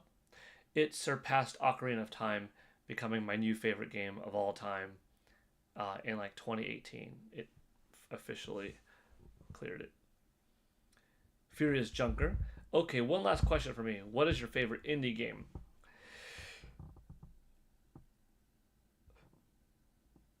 I could almost go with two. My favorite indie game of this year, easily Ruffy and the Riverside. Such a cute, charming, fun game with great music, awesome level design, really neat graphics, cool characters. Ruffy and the Riverside, super fun, absolutely worth it. My favorite indie game, period, though, actually, Ruffy and the Riverside is up for contention, but I don't know if I have one, so I'm going to throw two more in there. Ghost Song. Ghost Song is a Metroidvania game, very much like Metroid Dread, which is terrific. And Hades. I love Hades. So much so that it won my Game of the Year in 2020. And that was even up against the likes of Last of Us 2, Ghost of Tsushima, Hyrule Warriors Age of Calamity, Spider-Man Miles Morales, and Final Fantasy VII Remake. Gosh, 2020 was a packed year with hits. Small Little Man. If your favorite Nintendo Switch game is Metroid Dread, I think you'll like Ghost Song. You might want to check it out. I'm actually an NPC in Ghost Song, which is pretty cool. Is Ruffy and the Riverside ever going to get a physical release? Yes, it is. I've talked with the developers, and it is eventually going to get one. Cool. Okay, cool. Well, we hit 2 hours. No pressure, no worries. We didn't hit the Nintendo $64 goal. That's okay. That just means that there is no $10 eShop card that's going to be given out today. Otherwise, every single stream I do, I will be giving out a $10 Nintendo Switch eShop card for every $64 we hit. So if we somehow hit $128, I'm going to be giving out 20 bucks. Two different people will each win a $10 eShop card. If we somehow hit 256 bucks, 4 different people would each get a $10 eShop card. You know what I mean? That's how it's going to work. So at the bare minimum, we did a couple of nights ago. We hit 64 bucks. I gave out a 10, and it was awesome. Will you be back tonight? Maybe. Furious Junker with one more question. If you guys have never heard of Inscription, it's a really cool game. Y'all should check it out. Inscription.